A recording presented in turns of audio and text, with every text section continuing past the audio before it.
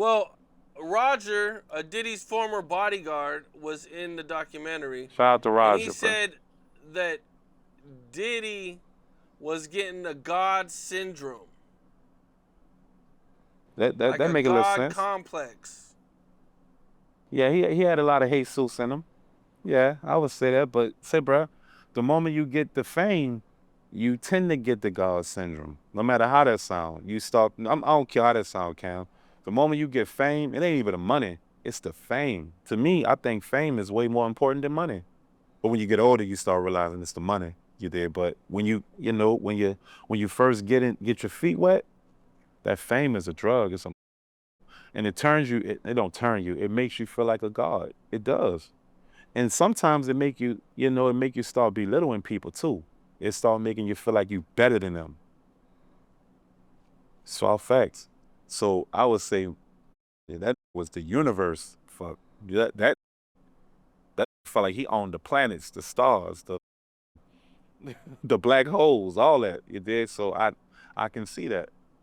I can see that for sure. Damn. Yeah, I can see that. Well, one of the things that Roger also said is that he was running people from making of the band into the ground. Yes, he was. Yes, he was.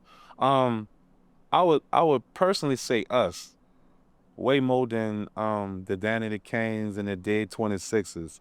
It's because with us, we was a lab experiment. Okay, with the rest of them, he knew exactly what to do. But with us, he didn't know what to do. He was trying it. With us, I think he ran us to the ground. And the reason why I say that, like that cheesecake walk, that shit was embarrassing. You heard me? But mind you, to the people, it was a good little joke. So you did all the ribbon and all that. That was cool. But to me, what else was I doing anyway? That's why I'm always implement that. What else was I doing anyway? Besides being down bad down this bitch, it was a plus for me. I didn't look at it in a bad way. And I'ma still say us when it comes to running us to the ground, but to me, it was a learning lesson. I looked at it like a military school. I didn't look at it like the over me. I looked at it like a military school. I looked at it like this is just school, city. Pass the test.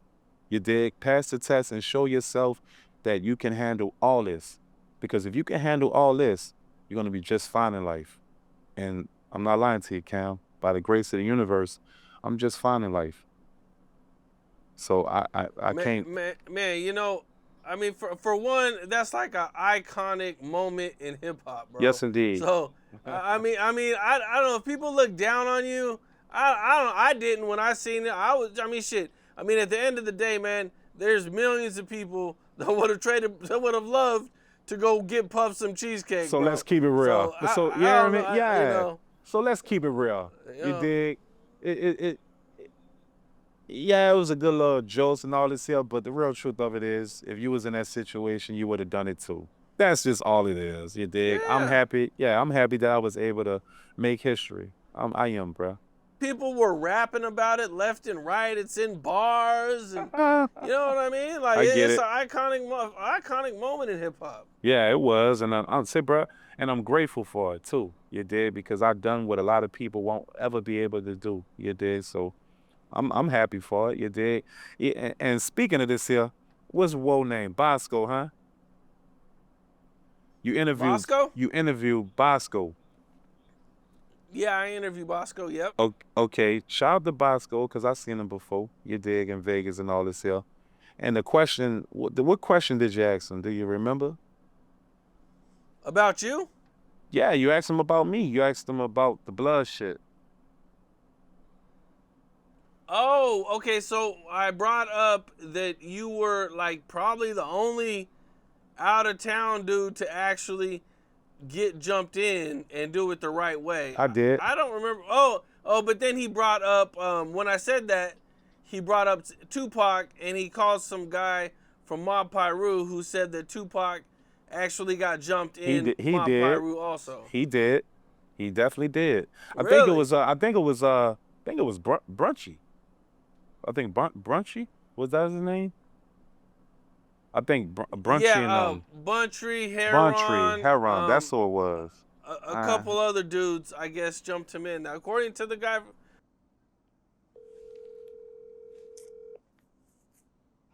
Hello? Hey, I'm on. What? Hey, I'm on Cam Capone right now. I ain't saying your name in there. I'm on Cam Capone right now, right? Did Yeah. Pac get put on mob? Yeah, he did. See what I'm saying? What was it like for him getting put on? What you say? How many phases did he have to run? That's Cam Capone. He asked you. Shit, that phone had run a country. What happened? Neck bone, Heron, and Buntree. Is that what you heard too? Yep, that's what I was told. It wasn't what I heard, it was what I was told. So let's keep it real. So, and I love Tupac to death. But let's keep it real. What did Tupac die over? Gangbanging. Yeah. Right? And Black Pretty Panther much. and very intelligent man, very articulate man, superstar, loving to death. You hear me? His words meant a lot growing up. But, players up. And his up became his death, and he died from gangbanging. No matter how that sound. So that's what I'm gonna say about that. Yeah. No, that's real shit, man. Yeah. It's facts. He died from gangbanging. Rest in peace to Tupac. You hear me? Rest in peace, Tupac, man. Yeah. Even now, you dig? Yeah, I did that. You heard me? But that wasn't smart of me. That's why you dig that lifestyle. That's so over to me now. And I don't knock nobody for living that life, you heard me? But that life is so over for me. You dig? I was still learning myself and I was going through errors in my life. That was one of them errors. But yeah, that's facts though. I went to the motherland and got put on. But then he said something about the cheesecake. That's what I was referring to. He said that he was like, yeah, the nigga that walked for the cheesecake. I just interviewed Chopper for Making of the Band. And during the interview, I learned that he actually got jumped into Mob Piru in Compton. Did he? Yeah, he actually, he's not like one of the dudes who just, one of the rappers that got on because they was a rapper and they was cool. No, he went to the hood and they jumped him in. According to him, anyway, from what he's saying. You still walk to go get a cheesecake, dude.